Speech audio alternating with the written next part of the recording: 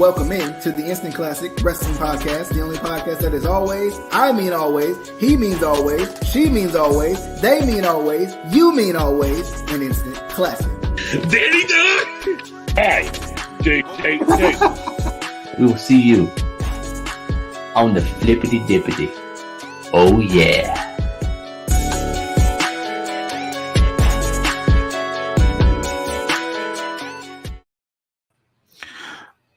Okay, what is going on, everybody?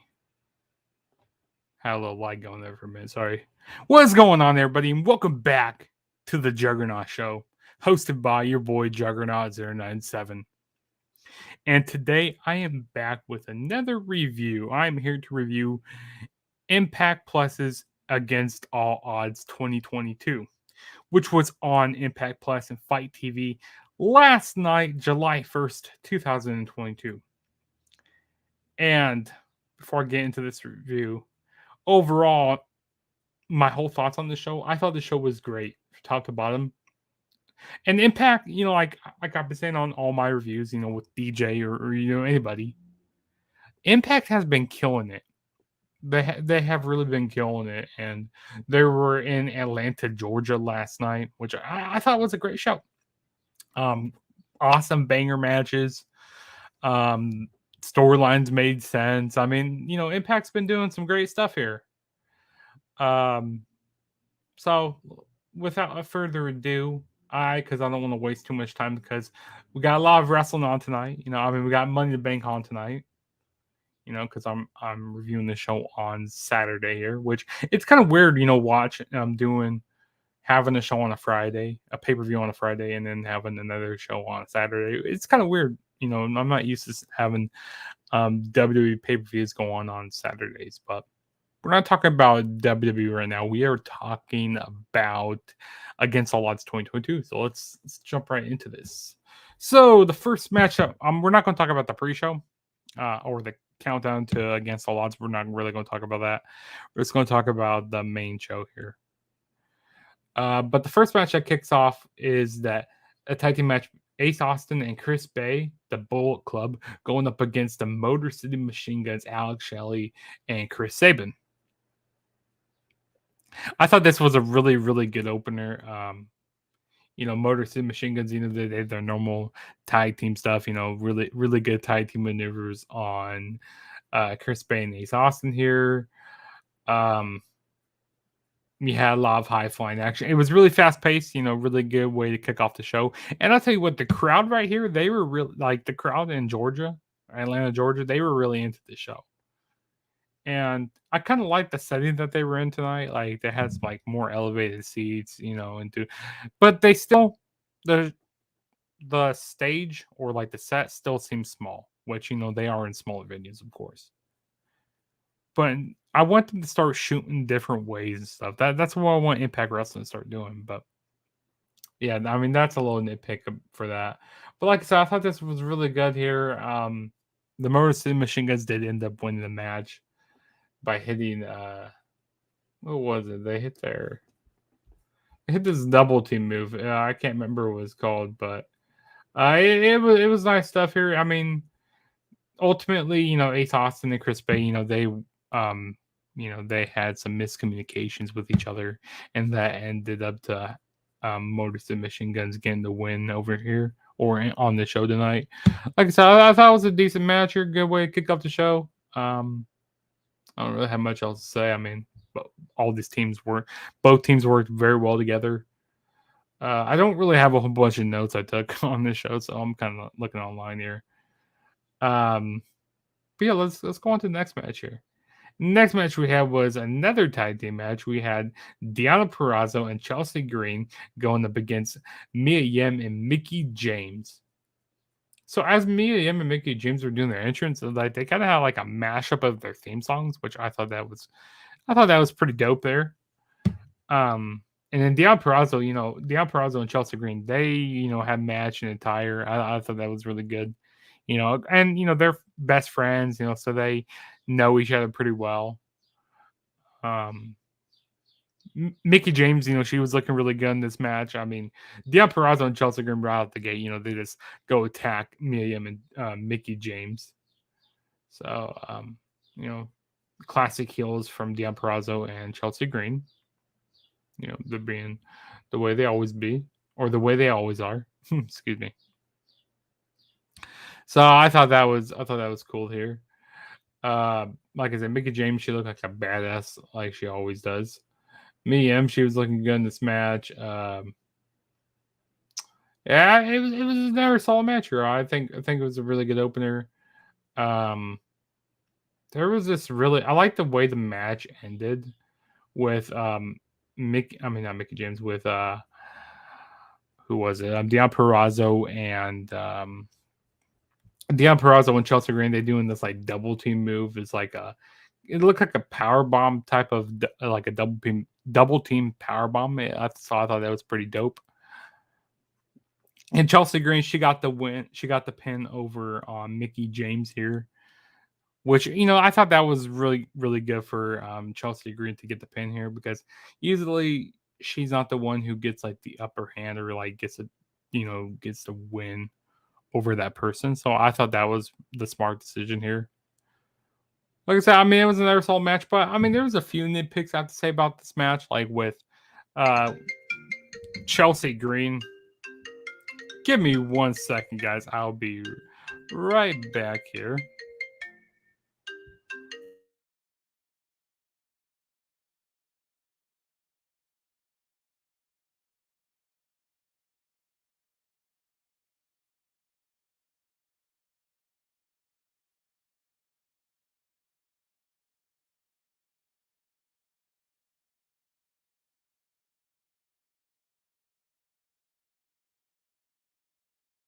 Okay, sorry about that, everybody. I had to answer an important phone call there, but we are back. Okay, so like I said, one nitpick I have to say about this match is like with Chelsea Green when she was trying to do a bite kick on Mia Yim, and then like you could clearly see that Chelsea Green, she botched the move, and like they just botched the whole sequence there. Like you can clearly, but Mia Yim, she still sold the spot, which I don't like how they did that. Like she shouldn't have sold the spot. Like she should. If I can speak right now, she shouldn't have sold that spot that she took there. They should have did like, transition to something else, or like kind of like played it off, or did something else, because it didn't look very good. Professionals, they really know how to do, go into something else, or like, oh yeah, they didn't mean to do that, but they're professional about it. But that's really one nitpick I would say about this match. I mean, it was still a solid match nonetheless, but yeah, I mean, that's one thing. Yeah, but Deonna Purrazzo and Chelsea Green did end up getting the victory here. So yeah, we'll go on to the next match here, which this is my probably favorite match of the night. We had the X Division Championship on the line. Trey Miguel was going up against the champion, Mike Bailey. This was an awesome match here. A lot of high flying action. I mean, you expect the X Division to be great, and this was no different here. This was great stuff. Trey Miguel, he was doing some awesome moves, and it seems like there's sometimes where I go like, oh, there's moves I've never seen before that Trey Miguel does. And I feel like nowadays in wrestling, everybody does the same moves, and like moves aren't that special anymore. Moves aren't that special anymore. Excuse me. Because like I feel like people overuse the super kick too much. They overuse the German suplex, etc., etc. They just overuse moves that are like finishers that don't lead to pinfalls anymore. Thank you, professional wrestling, for ruining wrestling. Thank you, people, for ruining it. I'm just kidding. But seriously, I mean, there's some moves that are so overdone. But like Trey Miguel, like there are moves I never seen before. Like I don't even know what to call that, which it's pretty awesome. But Mike Bailey, he did a nice springboard onto the outside of the ring. It was like a springboard moonsault. That was pretty dope. There was a nice move that Trent Miguel did. It was to the outside of the ring. It was a Hurricane Rana, he went over the top rope and did a Hurricane Rana onto the outside of the ring. That was cool. I mean, I seen that before with Trey Miguel, but every time I see that, I go, dude, that's really dope. And, they had a holy shit chant there. So I thought that was good. Mike Bailey, he did his Ultimo weapon on the apron. So that was an very cool spot during the match. I like how they were both working on each other's knees, really good psychology here. And then I like how Mike Bailey, he used his other finisher. I can't remember what his finisher is called. Did I write it down? I didn't. Oh yeah, it was like the Flamingo something. His finisher is called the Flamingo. His other finisher, because he didn't want to use the Ultimate Weapon because of his knees being banged up. Both their knees were banged up in this match. So I really like that. But no, this was probably, like I said, this was the best match of the night in my opinion. Great stuff here. If you guys haven't checked this match out, definitely go check this match out after this review here. But solid match. And still your X Division champion, like I said, is Mike Bailey.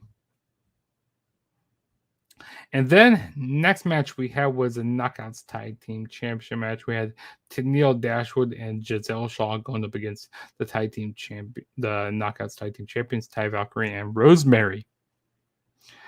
And fun fact, I never knew that Giselle Shaw, she was transgender. I didn't know that. I kind of, just realized that here. But yeah, I think that's pretty cool. Because, I mean, yeah, I just really never knew. I mean, she looked like a woman. I mean, she's a woman now. She was formerly a man, but now a woman. But yeah, I just really never knew that. You could have told me, say, oh yeah, she's always been a woman, and I would have believed you. But no, this was a pretty solid match here. I mean, Ty Valkyrie and Rosemary did end up winning the match. I keep getting really bad lag. I don't know why. But no, I mean, this was good stuff going on here. Giselle Shaw and Tennille Dashwood, they tried going for this the collab at the end of the match. But I like how commentary was saying, oh, Giselle Shaw, she wasn't really ready for that. She didn't know exactly what to expect here. So I kind of like that there. I like that aspect. Like, hey, these two people really haven't worked together. That's why they ended up losing, because, they don't have the experience working with each other. Because Giselle Shaw, she was taking the place of Madison Rayne in this match, because Madison Rayne, she has her nose injury. Her nose injury, kayfabed. But yeah, like I said, Ty Valkyrie and Rosemary ended up winning. And when Ty Valkyrie did a roll up onto Tennille Dashwood. So I thought that was good there. And then after the match, we had Tennille, Giselle, and Madison Rayne. They beat down on the faces here, Ty Valkyrie and Rosemary. And also, I like how Rosemary, she always stays in character. Like with the whole biting off the face of people, being that very demonly wrestler. So I thought that was pretty good there. But yeah, it was a solid match here. And then after the match, we had Tennille Dashwood, Giselle Shaw, Madison Rayne, beat down on the faces. And then I thought that Havoc was going to come out for the save to help out her team. But we had Masha Slamovich come out and hand this yellow laminate folder to Tennille Dashwood. So it looks like we're going to be getting a feud between Tennille and Masha. So I don't know what the picture was. It seemed very real, but it seemed very weird. And Tennille Dashwood, she was very freaked out by this. But yeah, I mean, it's going to be interesting to see where they go from here with that feud. And then next match we had was America's Most Wanted, Heath the Good Brothers going up against Honor No More in a 10-man tag team match. To be honest, I'm getting tired of seeing 10-man tag team matches, and it seems like that's what Honor No More is always in. Every single pay-per-view, 10-man tag team match. Last pay-per-view, 10-man tag team match. And I feel like Honor No More is about done in Impact Wrestling because we have Ring of Honor coming back soon. So I feel like maybe that some of them might go back to Ring of Honor. Maybe some of them might stay around. Who knows what's going to happen? Because, like I said, Ring of Honor has a pay-per-view coming up at the end of the month. Like I can't remember what day it is. It's sometime in July, like around the 23rd or something like that. So we have we have Ring of Honor coming back. So who knows if Ring of Honor stays around. But an interesting wrinkle in this match was with PCO. He was being really dominant in this match. But then he was getting tagged out. It seems like there's some dissension starting to happen with some members of Honor No More, and it seems like PCO is that person who might be, hey, this is where the wrinkles start happening. Because, he was being dominant, and then he was getting tagged out, getting blind tags. So it seems like, like I said, starting the dissension of Honor No More. I mean, this was your typical 10-man tag team match. A lot of, every guy hitting their spots. It was nice seeing Chris Harris in this match here. Haven't seen him wrestle in a long time in Impact Wrestling, so that was pretty cool. The crowd really got behind him a lot. The Gubbers, they were looking good. There was one point where everybody was hitting spine busters on each other. Spine buster from Honor No More, spine buster from America's Most Wanted, Good Brothers Heath. Everybody was just hitting that, it felt overdone there. But in the end, the team of America's Most Wanted, Heath, and the Good Bros did end up winning this match. They pinned Kenny King for the win. So hey, it was a good match here. Like I said, looks like the dissension of Honor No More is starting to happen because I feel like their time in Impact Wrestling is almost done. Because we got Ring of Honor coming back, and like I said, and a lot of these guys really are under contract right now with Impact Wrestling. Which Impact Wrestling, why don't you sign these guys? Come on, sign some people. But hey, I guess Impact can do what they want to do because I don't own the company. I don't help backstage with signing talent, so I don't really have a say in it. But hey, like I said, it was good stuff. And then the next match we had was the Clockwork Orange House of Fun match. This match was created, by Raven. And the comparisons we had in this match were Sami Callihan and Moose. So, and also we have Raven on commentary, which I didn't know that, Raven has competed in 7 out of the 10 original House of Fun matches. I didn't know that.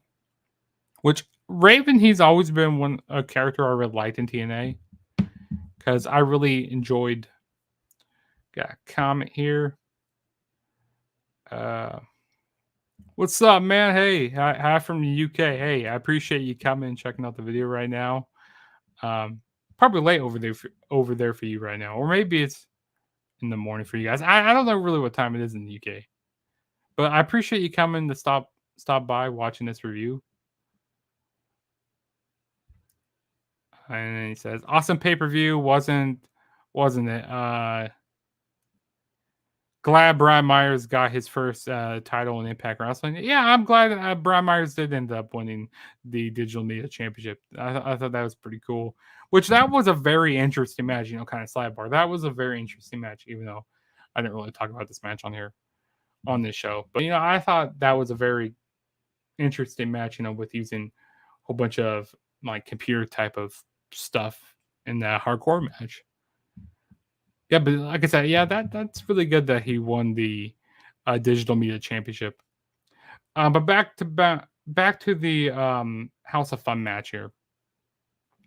Like I said, so Raven, I've always been a big fan of him. Watching him back in 2005, against watching Raven go up against Who was it at that Unbreakable pay-per-view? I'm trying to figure it out. It says first title since 2019. Man, tag titles for Myers is, and he says 9 p.m. Gonna watch Money in the Bank later. Yes, I'll be watching Money in the Bank as well. Also, okay, gotcha. It's 9 p.m. for you over there. Raven was great back in the 90s. Yeah, definitely. Which, because I'm a young wrestling fan, I started watching wrestling back in 2003. So I missed out like watching him in ECW, because that was his prime company that he was in, back in ECW. And then when he transitioned over into the Attitude Era. And then you asked if I'm going to be doing a live stream for Money in the Bank. Yes, I will be doing a live stream for Money in the Bank. I will be doing that.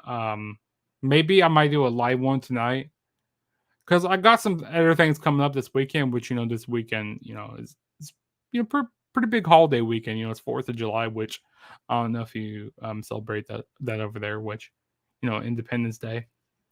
So I'm going to try to get that review out maybe tonight or sometime tomorrow. But stay on the lookout for my Money in the Bank review. But I will be doing a Money in the Bank review most definitely. But yeah, that Sami Callihan and Moose match was really good. I really enjoyed it, and it was kind of cool hearing Raven on commentary. But right out the gate, Moose attacks Sami Callihan from behind, and I like how he did the Uranagi through a table. I thought that was really dope. Yeah, so I thought that was awesome there. What else did we have? We just had a lot of weapons in this match. I'm trying to figure out what else happened. I like how they did. Man, I'm just trying to figure out every spot that happened in this match. I like the spots with the door. That was pretty cool. That Sami Callihan and Moose were doing in this match here. This is kind of basically a glorified Monsters Ball match here. What else happened? Moose, he was looking good in this match. Even had some Legos get brought out. Oh yeah, the Lego spot. That was pretty cool. That's a pretty cool spot. It was kind of like the Thumbtack spot. But yeah, I like how they went through the Legos. And then they also had some glass out there. Sami Callihan was using that. And there was another spot in the match where they had a staple gun. And Moose's Sami Callihan stapled Moose's ding ding or his grapefruits. So I thought that was funny. And then on commentary, Raven go like he stapled his dick or something like that. So I thought that was very hilarious what he said there. And then like Tom Hannafin said, "Oh, I shouldn't be saying that, on commentary, or shouldn't be saying that on air." But he didn't say those words. But like I said, it was a very good hardcore match. Very good House of Fun match. Moose ended up winning when it was who came out? It was Steve Macklin. He came out. He hit Sami Callihan with the barbed wire bat, and Moose ended up hitting the spear on the Sami Callihan, and like I said, Moose won the match. So it's going to be interesting to see what happens. Maybe we might begin the feud with Sami Callihan and Steve Macklin. Which, hey, I'm all in for that. I'm all here for that. I think that'd be really good. And then we got another comment here. Mia Yim is doing really good in Impact. Good for her.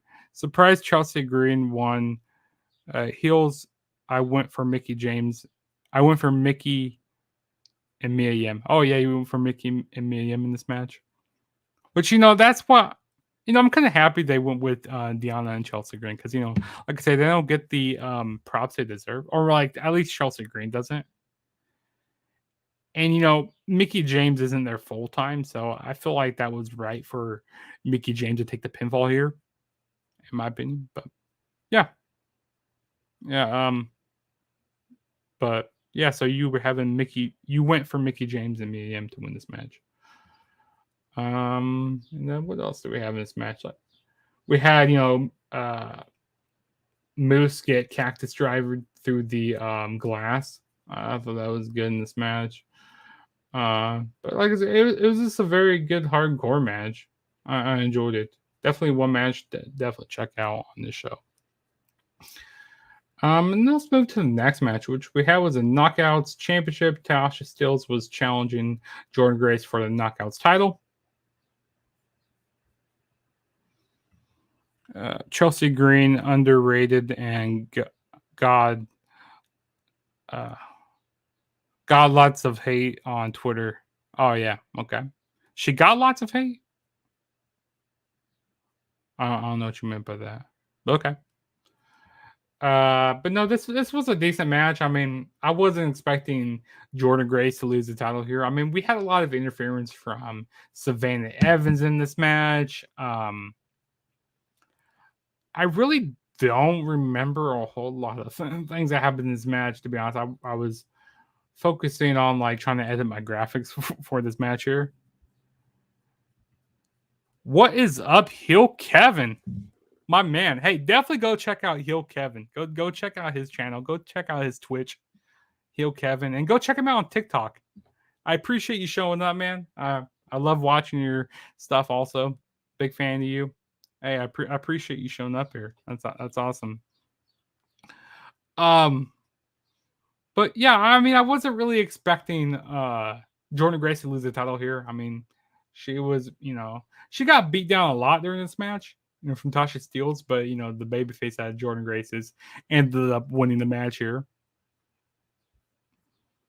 And it said, "Sorry, Chelsea Green gets a lot of hate on Twitter." Okay, yeah, that's what I thought you meant, but I wasn't exactly sure. But like I said, I mean, it was a decent match. I just wonder what Jordynne Grace is going to be doing after this feud. Like who she's going to be feuding against, because I mean, Tasha Steelz, I feel like I don't know what Tasha Steelz is going to be doing. I feel like maybe she might go back down as a mid-carder, because I feel like after they get done, some of these wrestlers here in Impact, after they get done like with a big feud. You follow me? That's dope. Hey, man, yeah, I do follow you. I've been following you for a very, very long time on TikTok and TikTok, Twitch, and all those platforms. So, hey, I'm just happy you stopped by here. Watching my review. That's awesome. I feel really honored there. Like I said, man, I thought it was a decent match here, but like I said, I wonder where Steelz is gonna go, because I feel like she maybe might go back down to the mid card division. Hopefully she doesn't, because she's a really good talent. But yeah, I thought this was a really good match. And then we had the main event for the world. We had the main event for the Impact World Championship. We had Josh Alexander defending the title against Joe Doring of Violent by Design. Yeah, this was one match another match that I really didn't care a whole lot about, because like Josh Alexander, he's not losing to Joe Doring here. And this feud kind of got set up weird. Like, so basically it was after Slammiversary, where Joe Doring attacked Josh Alexander after that match. So basically that's how he got this match here. And Eric Young hasn't been on TV for a while. I mean, this is kind of an air story where Joe Doring is having a lot of offense on Josh Alexander a lot. And then the end, basically Josh Alexander hits the C4 spike to retain his title. Like I said, these last couple matches were very predictable for me. That's why I really wasn't paying attention during the. I mean, it's not like they were bad matches, but they were just very predictable. If you guys get what I'm saying there. But everything up into these last two matches, I thought were great. And don't get me wrong, these weren't bad matches, but Like I said, it's very predictable. Yeah, they're not losing their titles right now. Like on this Impact special, it's not like a big pay per view. But yeah, Josh Alexander did end up retaining this title by hitting the C4 spike. And also Jordan Doran, he has been improving so much here. He's been improving quite a bit in the ring.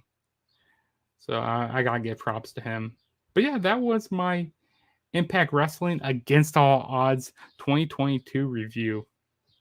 And I appreciate everybody showing up tonight, or showing up this afternoon, watching this review here. I will be doing a review for Money in the Bank tonight, maybe tonight or tomorrow. We'll see when I want to do it, depending on how long the show is going to be tonight. So stay tuned for that. And also, if this is the first time ever checking out my channel, please smash that subscribe button. And also go follow me on all my social media platforms. Go follow me on Twitter at TheTrueJSB, and Instagram is the same thing as well. And then also go subscribe to the Instant Classic Wrestling podcast. You can listen to us on Spotify, Apple Podcast, and you can watch us on YouTube. And also go follow us on Twitter at ICW_podcast. Instagram is the same thing. And also go follow us on TikTok at ICW_podcast. And like I said, go do all those things like I said at the beginning of the video here. What happened to my stuff here? Okay, there we go. I thought my stuff went away. So yeah, that was your Impact Wrestling Against All Odds 2022 review. I definitely recommend checking it out if you guys haven't already. And I appreciate everybody coming in to the live chat here. Hill Kevin, I appreciate you for showing up here. That was really awesome seeing you here. You said you're killing it. Hey, I appreciate it. You kill it also. You do some great stuff on your channel. On your live streams that you do, it is good stuff on Twitch, TikTok. Great stuff. I enjoy that. And then also, I don't know how to pronounce it exactly, so sorry if I botch it, but I don't even know how to pronounce that exactly, so sorry if I botch that. But yeah, I appreciate, like I said, everybody showing up. And don't forget to smash that like button or dislike it, whatever you want to do. The feedback helps. And go down in the comments below on what you thought about the show. And like I said, don't forget to follow me on all my social media platforms. But this is Juggernaut saying peace out, and I will catch you guys in my next video, whenever that may be.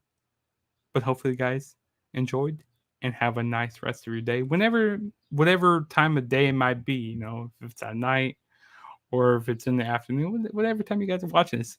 Hope you guys are enjoying your day, and hopefully you guys enjoy the Money in the Bank tonight if you guys are watching Money in the Bank. And hopefully you guys enjoy the Independence 4th of July weekend here. A lot of stuff going on. Or if you don't celebrate 4th of July, hopefully you guys have a great day. And I'll talk to you guys later. So peace out.